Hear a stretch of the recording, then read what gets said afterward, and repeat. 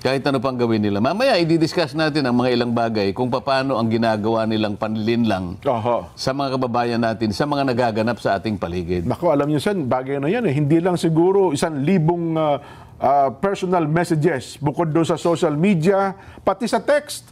Ang tanong, totoo ba ito? Ano ba na? Lalo yung isang araw, yung weekends. Inambus daw. Sabi ko, magkasama tayo Sabado, di ba maghapon? Maghapon po ng Sabado, magkasama tayong dalawa. Tapos pagdating ng Linggo, Jen, totoo ba ito? Kako, mukhang malabo. Magkasama kami ni Sandante noong Sabado eh. Maski nga yung ambush interview, ayoko eh. Ay, isa pa po yun. Diba? So mapapangiti ka na lang at mapapaisip, bakit kaya? Ano kaya ang darating sa isang taong gumawa ng ganito? Anong ganansya niya? Anong pakinabang niya rito? Siguro pansarili, nasa sa kanya. Siya lang nakakaalam kung paano siya makikinabang doon. Maring binayaran siya para gawin yun. Di ba? So ang objective niya para manggulo lang, o kaya takutin yung mga ibang tao, o kaya bigyan ng alalahanin ng mga taong malapit sa akin siguro. Yan, Katulad mo, di ba? Ay, opo, talaga naman. Mabuti na, siguro kung hindi tayo magkasama, baka napaniwala ka eh. Pansamantala, kahit sandali lang. Siguro, yun lang isang minuto kanyang medyo kinabahan si Jen Subarjaga. Nako, accomplishment ba nila? Accomplishment ko na yun. Nako, oo. So, yan ang mga gusto kong ayusin natin sana. Lalong-lalo na naharap nga tayo sa napakalaging problema ng bansa. Ito, hindi pa nga natin natutukoy kung sino ang malalaking taong nasa likod nitong maanumalyang pagpapaglalatag ng mga flood control projects. Ay sari-sari ng fake news ang naglalabasan. Parang merong deliberate na attempt talaga dyan na pagtakpan talaga ito. Ako nakikita ko eh. Sa social media, Sen, tsaka sa media, ang tawag dyan pinaproject, di ba? Mukhang pinaproject kayo na ganito po ang ipinta sa tingin ng ating mga kababayan. Tama ka, pero kasama yun doon sa grand design eh. Merong grand design. Talagang to malalim po and cover up.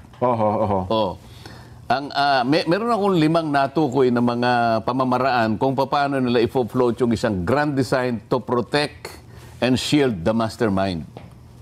Yung mga malalaking tao sa likod ng maanumalyang yan. Una, yung scapegoat strategy. Scapegoat strategy, hanap sila ng sino yung mapagbalingan nila. Ang napagbalingan nila ngayon, sapagkat wala rito, ay yung dating Congressman Saldico. So, gusto nila doon lang matuon. Doon lang ma-focus ang usapin. So, yun ang magiging scapegoat nila? So, parang kapag yun ang nadiin mo, ligtas na lahat. Pwede, Sana kung ma-establish natin, hanggang doon lang. Kaya lang, nagsisigaw ang mga ebidensya. Nagsisisigaw at lumalantad, naghuhumiyaw ang mga sentimiento na hindi lamang kay Saldico eh. So kapag nagawa, halimbawa nagawa nila na si Saldico na lang, yun ang scapegoat strategy. Kasi tingnan mo, meron akong nabasa na isang affidavit na isinabmit sa ICI. Yung ICI, ito yung Independent Commission for Infrastructure. Yes po, isang malaking tao na inimbita doon at pinagsubmit siya ng affidavit. Kapag binasa mo yun, then, nilaglag si Saldico. So talagang... So doon, lilitaw doon, talagang scapegoat. Sasabihin niya, maihinuha mo kung sinong tinutukoy ko rito. Wala po akong kinalaman dyan. Maaring ako po ang pinakamataas doon sa institusyon na yon. Ngunit wala akong kinalaman doon sa ginagawa ng mga chairman.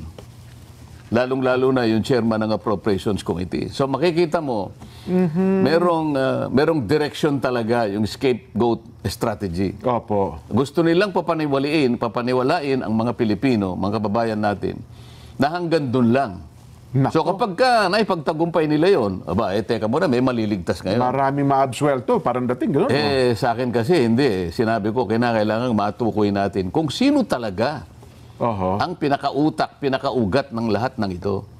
No? Tapos susunod, undermining the whistleblower. Ayan. Okay. Oho. So parang Ang daming- minamaliit nila, Kong. Ang daming Sen, nag-whistleblower. Di ba? minamaliit nila yun, oo. Oo, ngayon, mamaliitin nila ngayon. Ang pinaka-classic na example ay yung Orly Gutesa. Yan, opo. Ayan, di ba? Opo. Kasi ang importansya nung sworn statement ni Gutesa, siya lamang ang natatanging testigo na lumabas doon sa pagdinig na yon, na kumonekta kay Saldico hanggang kay Martin Romualdez. Opo. Yun ang distinction. Kaya medyo nagulantang sila ron. Oho. Lahat ng paraan ngayon ginagawa para i-discredit si Gutesa. Ma-undermine, totoo nga. no? Oh, nakita mo, nagumpisa sila sa notaryo. Yan. Oho. Tingnan mo, may nagsabi pa maski na sa Blue Ribbon Committee, talagang ikinagagalak nila yung gumawa ron ng pagsisiyasat yung presiding judge Manila. ng Maynila. Opo. Napatunayan daw na talagang peke yung Pirma ni Espera. pirma ni nung abogadang nagnotaryo. Oho. O pagkatapos na nila ma-establish nila yon, fraudulent ka yung statement. Sinundan ng gano'n. Oo. Oho. Unang-una, hindi man lang nila pinag-isipang mabuti, maaari ngang hindi pirma yun nung inaakala ni Gutesa na nagnotaryo sa kanyang dokumento. Mulat sa pool naman talagang peke yung pirma. Hindi talaga Oo. yung attorney. Oho. Pero hindi man lang nila sinikap na puntahan. Pwede naman nilang puntahan Ituturo naman sa kanila. Saan ba kayo nagpanotaryo para makita natin sino ba yung nandyan? Yan. Kung oho. hindi yung pumirma, sino yung nandyan? Oho. Hindi kasi hindi natin pwedeng tanggapin sapagkat pinaka-imposible yun na si Gutesa, siya yung mismo nga hanap ng mga libro nung nagnonotaryo para makita niya Yung huling kung anong pahina, ilalagay niyang document number. Yes po. Makukuha lamang yun doon sa pinaka-libro nila. Yung notarial register nila, sunod-sunod yun magmula sa number 1, 2, 3. Sa pagdaan ng panahon, dadami yung nagpapanotaryo. Opo. Doon sa panahon na si Gutesa ay pumunta ron, nasa 500 plus na yun Opo, pati Halimbawa lang, yung pinanotaryo ni Gutesa ay number 522 na yun. Opo. Page sa limbawa 125. Saan makikita ni Gutesa yun kung hindi sa mismong libro nila na nandun sa loob ng kanilang opisina? Tama. Oho. Pagkatapos, dinakita ko naman rin Ni Gutesa yun, nakita no? ni Gutesa. Oho. Palagay mo, nagkaroon ng milagro, nakita ni Gutesa yun. Yan. Saan niya kukunin yung stamp pad? Ayun. Para tinatatak. i-stamp niya doon sa pinakahuling bahagi Oo. para lumitaw lahat yung notarial details. Oo. At saka yung sa lugar ng nagnonotaryo Yung kasi dahil Maynila yon, merong isang maliit na stamp na kailangan itatak din, opo. Tapos itatatak mo Manila. Nakuha uli ni Gutesa yung gano'n. Nako, oo. Naitatak ni Gutesa. Oo. Pagkatapos, nakita pa ni Gutesa kung nasaan yung dry seal. Yung dry seal ng attorney. Nako. At siya mismo yung nag-dry seal ng gano'n. Ano? Yan. Oo. At saka niya ipinirma halimbawa. Oho. Kunwari si Gutesa na lang ang Ang gumawa ng lahat ng yun. Oo. paano magagawa ni Gutesa na hanapin yung notarial register ng taong sumisinop doon? Merong Opo, meron ho yan. merong custody doon sa libro na yon. Paano pinahiram sa kanya kung pinahiram man yung, hindi ba? Opo. Kung hindi pinahiram, sapilitang kinuha ni Gutesa para sa ganun ay magkaroon ng tatak. Merong dry seal. Palihim niya lahat ginawa yun. Hindi Oo, ba? Oo. Parang ang hirap paniwalaan. Ngayon, Oo. kung halimbawa hindi nga pirma nung abogada, maaaring hindi niya nga pirma, pero Totoo. ang pinakatotoo rito, Oo.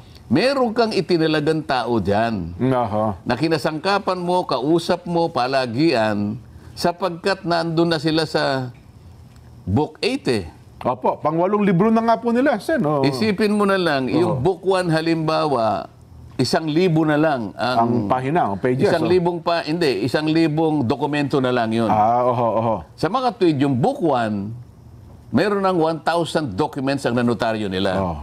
Nung book 2, 2,000 na. Oho. Nung book 3, 3,000, book 4, 4,000, book 5, 5,000, book 6, book 8 na eh. Opo. So papalapit na sa 8,000 documents eh. Sino yung pumipirma roon na itinalaga mo? Kung hindi man ikaw ang talagang pumirma roon. Oho.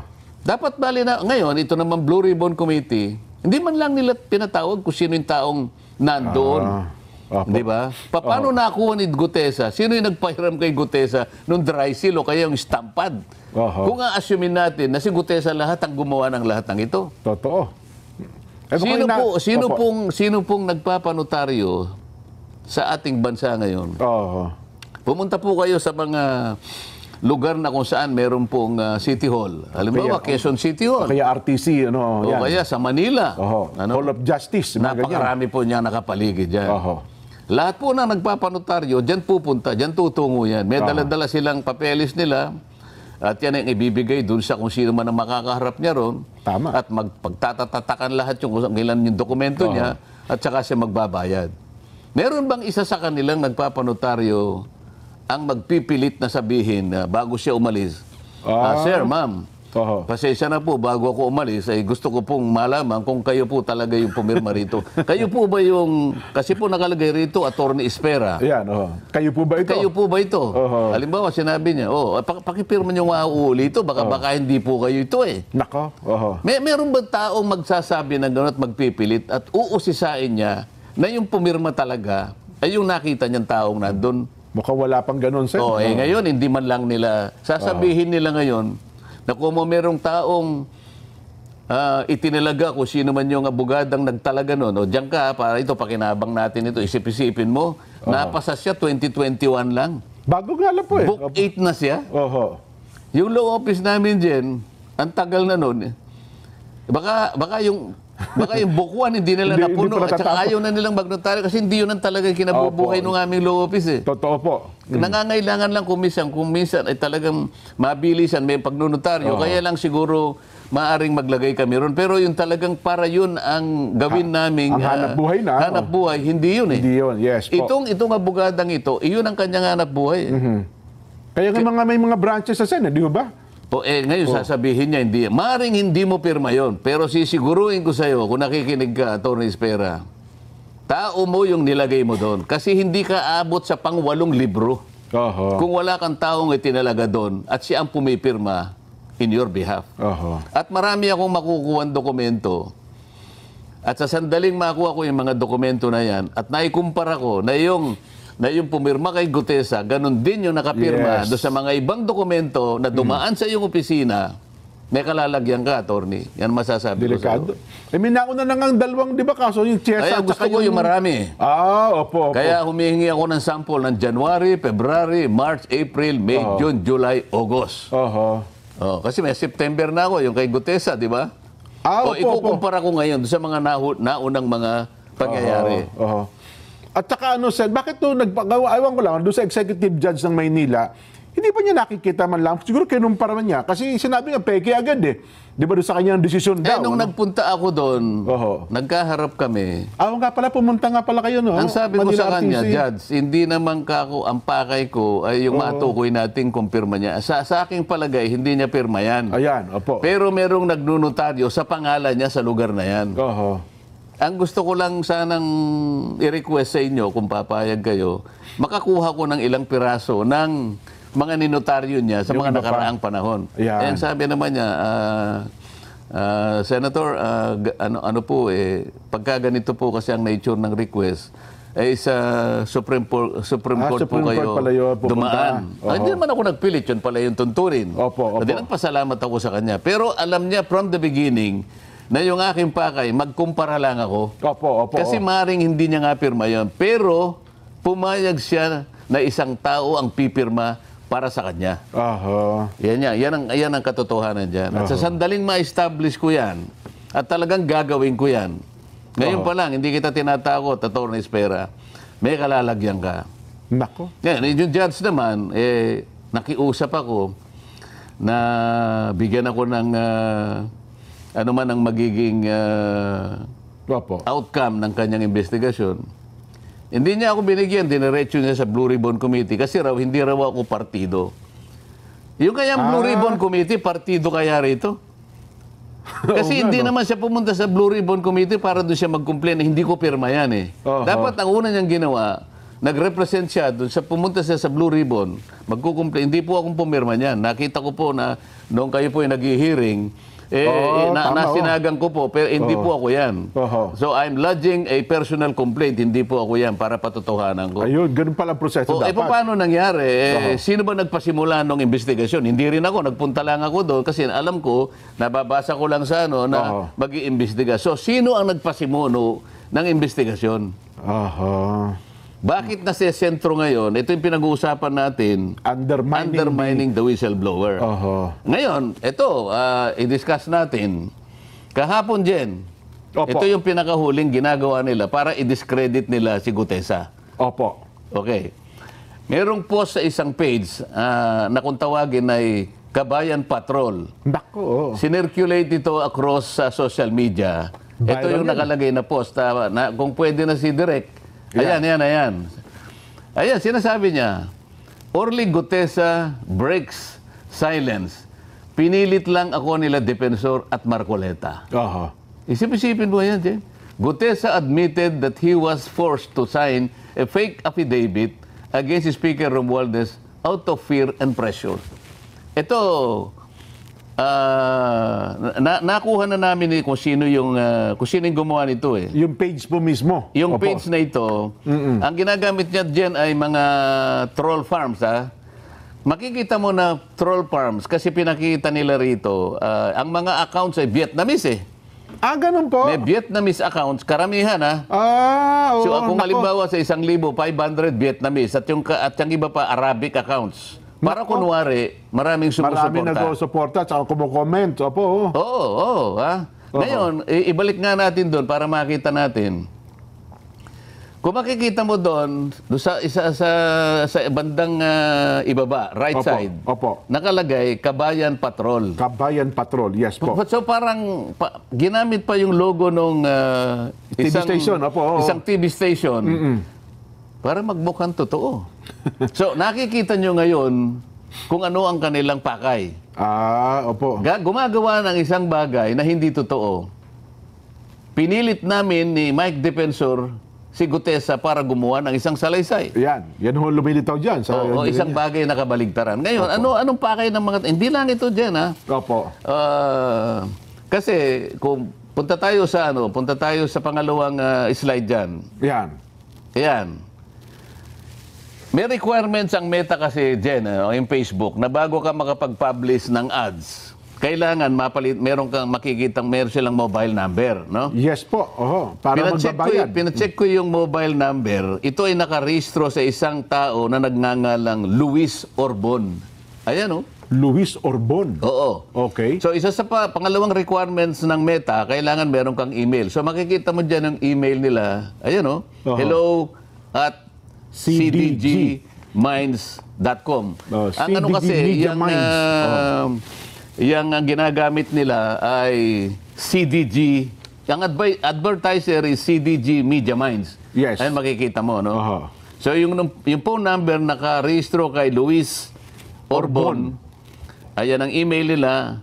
At ang website nila, nandyan din dyan, mababasa mo, cdgmediaminds.com. Ang address nila ay Pasig City, NCR. Yes po. So, kung nakikinig si Luis Orbon dyan, kung totoong tao man yan. nagtatago bilang CDG Media Minds sa anino ni Luis Orbon. Huwag ka na magtago sapagkat alam mo, kilala kita. Ano mo ba? Kilala niyo ba? Masyado namang babaw ang pagtatago kasi nila eh. Halatang-halata. Akala ba nila? Ba? Alam mo, Luis Orbon, siguro maaring na-underestimate mo ako na hindi ko kayang suriin kung nasaan ka o kung sino ka. Makukuha kita eh. Maghintay ka lang. Oho. Kasi akala nyo, hindi kayo marunong sa computer, Sen, at saka hindi kayo marunong sa social media, no? Hindi nga ako marunong, pero may pamamaraan naman Ayan, tama po May kayo. pamamaraan tayo dyan, di ba? Ngayon, puntahan natin yung ibang slide natin. Yan. Ayan itong CDG Media Minds ay nag-handle ng 4 na pages sa Facebook yan. Bukod doon, meron pa sa iba. Kaya sila ang sabay-sabay na nag-launch ng fake news campaign Opo. at binuboost nila, binabayaran nila laban kay Orly Gutesa. Ayan, makikita nyo isa-isa yan, ano? Yung number 1, ito yung Kabayan Patrol. Ayan, Opo. nakikita mo. Mm-mm. Ang pangalawa, dapat alam mo. Sabi niya. Ayan, no? opo, Ayan, dapat makikita alam mo, nyo opo. yung kanilang post. Ayan, no? Yung pangatlo, balita on the go. Ayan. Ayan, opo. Yung pang-apat, chiefs of staff. Chiefs of staff. Opo. So ito ay puro fake news campaign. Okay. Anong pakay ng mga taong, bakit sila gagawa ng ganito? Ito yung sinasabi ko sa iyo na pangalawa na undermining the whistleblower. The whistleblower. So opo. lahat ng kaparaanan gagawin para pagtakpan, para ilihis, para iligaw ang mamamayan. Oho. Ang mga taong ito ay, ang kanilang maaring pakinabang dito ay yung taong pinagsisilbihan nila. Siyempre, Po. kumikita sila dyan Oho. doon sa mga taong napagtatakpan ng kanilang paglilihis.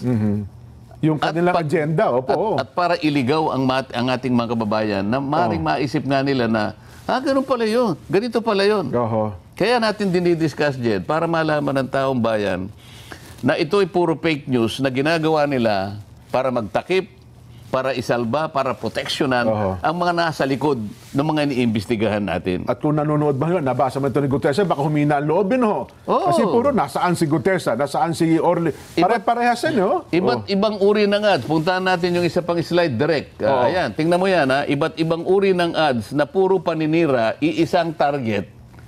Si Marine Sergeant Gutesa at ako. Yan, ay may git na 10 ads yan din, ano? Ito ay ni-loans magmula no October 24 hanggang October 29. So talaga palang no? Ito pa, alam mo, ang kanilang ginagasta bawat araw, Opo. merong range from 500 pesos to 4,000 pesos. Ayun, oho. So, gagasta sila. Noong una, medyo nagtitipid Kasi 500 pesos lang. Ngayon, mga cheap naman itong mga ito eh. Manlilin lang ka lang, galingan mo na, di ba? Oo naman. Ngayon, siguro naisip nila, teka, baka kailangan nating pag-ibayuhin. Binubus so, na umaabot gusto, hanggang 4,000. Binubus nga sila. Opo. Ang tinatarget nilang audience hanggang 1 million. 1 million users or more. Oo. Yes po, oo. So, ang gastos nila, sa loob ng isang buwan, umaabot ng between 20 to 30,000 pesos. Kasama yung boosting din. Oo. So, ano ang pakay nila? Manlin lang. Mailigaw ang taong bayan.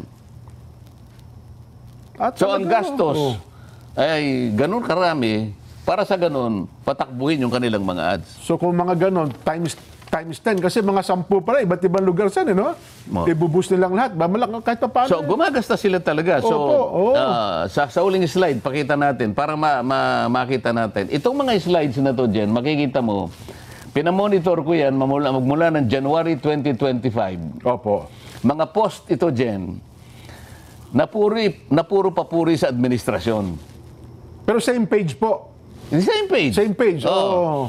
Yan ay puro papuri sa administrasyon. Ngayon, ang kabalintunaan dito, kung ang administrasyon gusto niyang malinis ang skandal na ginawa ng flood control, Opo. bakit ngayon nag-sip sila dun sa paninira?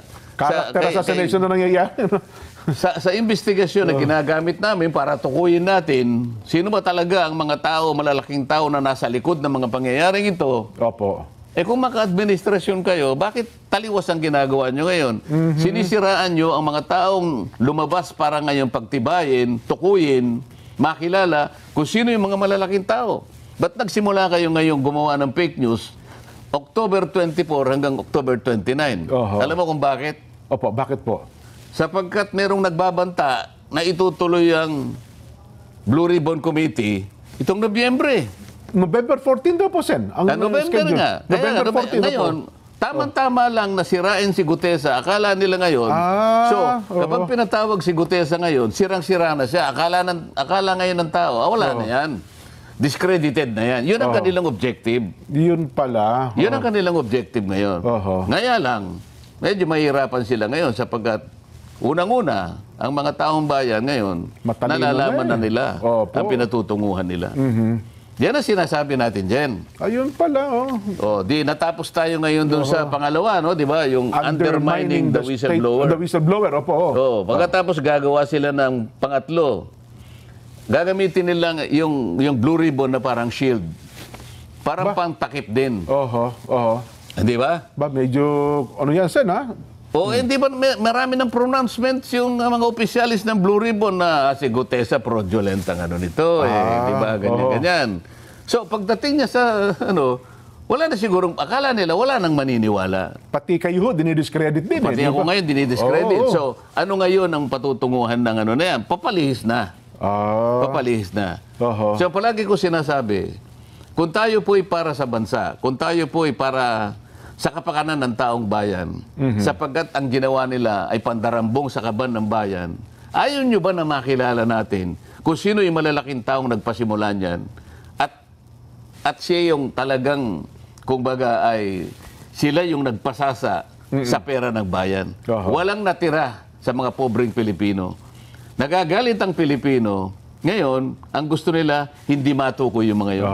Kung ang layunin natin ay isa, makita natin kung sino talaga yung mga tao sa likod ng mga yan, bakit hindi natin gamitin ang blue ribbon sa iisang direksyon? Bakit tayo nag-aaway-aaway? Ba't kinakailangan yung manira ng tao? Tumestigo si Gutesa. Hindi sa kanyang sariling kapakanan. Sabi nga natin dyan, nung nakaraan, Totoo po. Gutesa has nothing to gain. Walang mapapakinabang. Gutesa has everything to lose. Yes. Di ba? Pati safety niya, pamilya Pero niya. ngayon, pati notaryo, akala mo, siyang may kasalanan. Big deal yung notaryo. Ang totoo niyan siya nga yung biktima rito Nagpanotaryo lang ang tao Siya ngayon pa yung sinisi. Kung iba-iba yan, Sen, mukhang hinahabol na ngayon yung nagnotaryo dyan. Hindi ba may sinasabi na ididemanda raw siya ng paano siya magkakaroon ng kasalanan na perjury? Umarap nga siya sa Blue Ribbon Committee. Ibang usapan pa yun Sumumpa ako sa harap ninyo. Pinagtatanong ninyo ako. Pagkatapos, igigisa ninyo ako dito sa notaryo na kaya ko lang naman ginawa yun sapagkat yun ang sinabi ni Senator Marcoleta, pandagdag sa aking kumpiyansa sa kanya, ipanotaryo mo yan. Dahil hindi ko nga siya kilala So, siya ngayon ang biktima, siya ngayon pa yung ginagawa na siya may pakanan yan at ngayon itong ginawa nila ngayon na pinilit daw namin ni Mike Defensor. Isipin mong gagawin ng mga tao ito. At meron pang, isingit ko lang siya, dagdag ko, meron pang mga ilan ngayon, mga abogado nagsasalita na pati daw yung senador, ayaw pang tukuyin yung pangalan niya na nasa likod ni Gutesa ay maaari din papanagutin. Isipin mo. Mga abogado ito siya na nagsasalita Mga abogado? Mga abogado rin po Nakakaawa naman yung mga abogado. Yun po ang sinasabi nila. Kasi nga, kung papapaniwalaan nilang tao na pinilit nga namin siya ni Mike Defensor. Yan, yung punto na yan. Hindi ba? Pati ho yung doon sa notaryo daw, kung bahagi daw yun ng parang pagmamali o pagpeke doon sa kanyang affidavit, may pananagutan din daw kayo doon, Sen. Paano ngayon? Kung mapatunayan na ang dami mo palang ninitaryo, tingnan mo pare-pareho yung pirma Yun ang malangkot na katotohanan. Paano pananagutan ito? I-disown niya ngayon lahat yun. Paano yung nagpanotaryo sa kanya? Baka mamaya mag-rally sila doon sa na yun. Kung gaano ka, kasi naka-book 8 na pala siya. Nasa book 8 na ito palagay mo na lang na 10,000 na tao na yung nagpanotaryo sa kanya. Nako. Kasi hindi ko alam kung gaano kakapal yung niya yung isang libro Yan.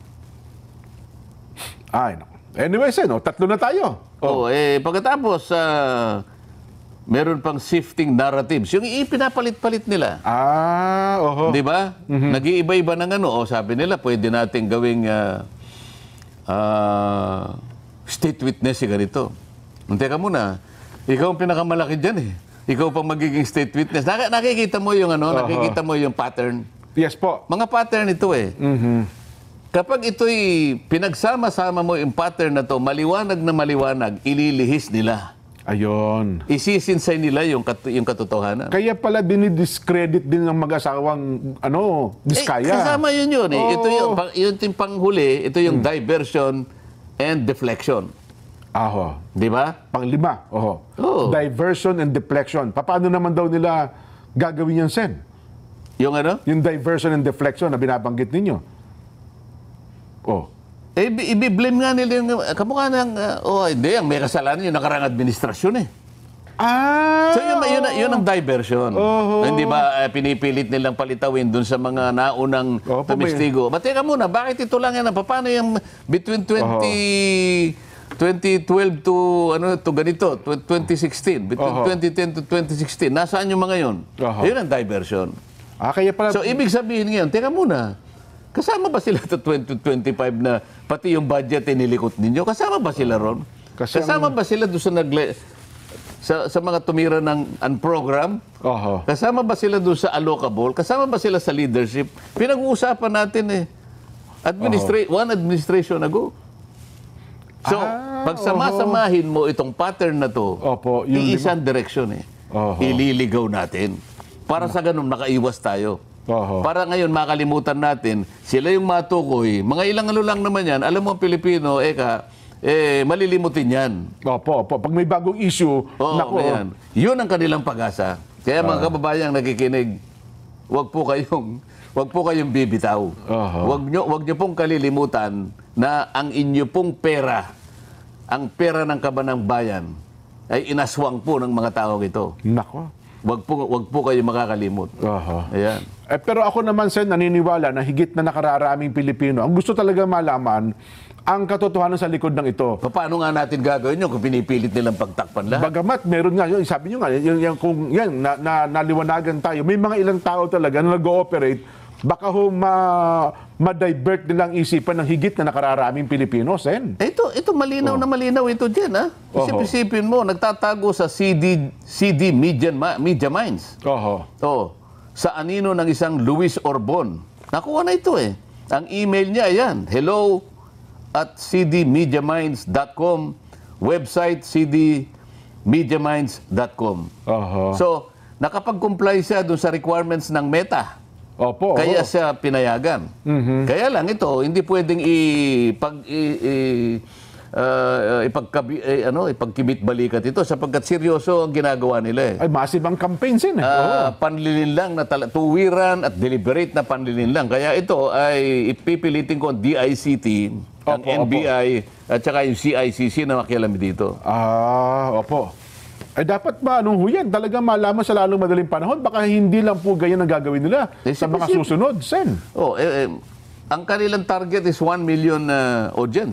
Subscribers and followers. Kung mapaniwala nga naman nila, yung kahit konti lang, ayaw kung mangyari yung bagay na yun. Kasi yung share, yan po yan eh. Isipin mo, Orly Gutesa break silence. Pinilit lang ako, Nina Defensor at Marcoleta. Paano kung lumabas ito?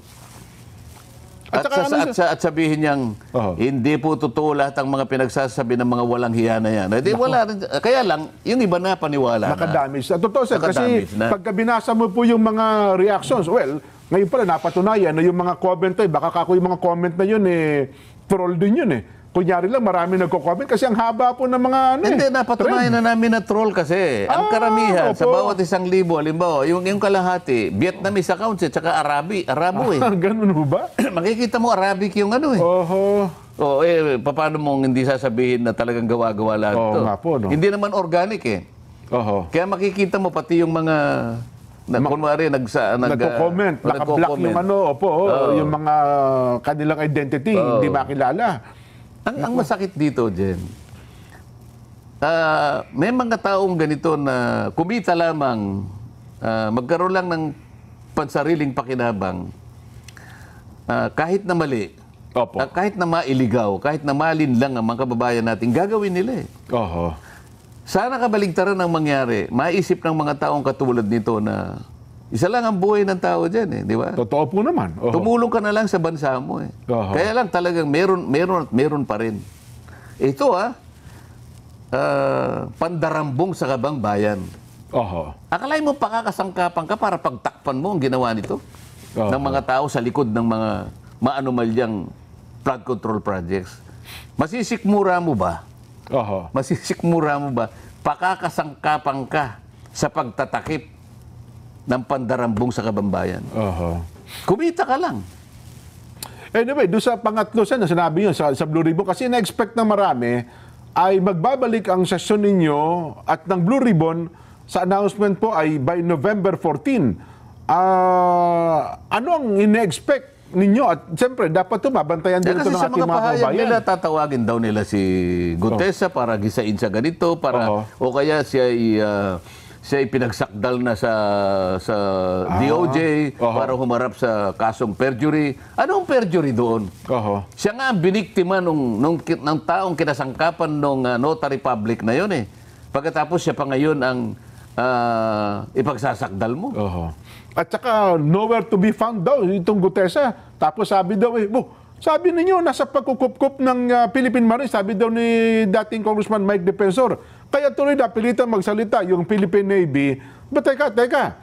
Wala sa pagkukup-kup namin yung Gutesa na yan. Kaya sabi naman ng isang nagsasalimbayan ang fakery news. Yun po, fakery, gano'n. No, bahala na kayo dyan, di ba? Oho. Basta wala tayong sinasabing mga fake dito. Ayan. Ang ating ginagawa, ilabas kung sinong gumagawa ng mga fake news na ito. Opo. Nako. Masarap pong abangan yan, Sir. So magkantabay tayo. Alas 5:15 na. Magbabalik pa po ang Saganang Mamamayan.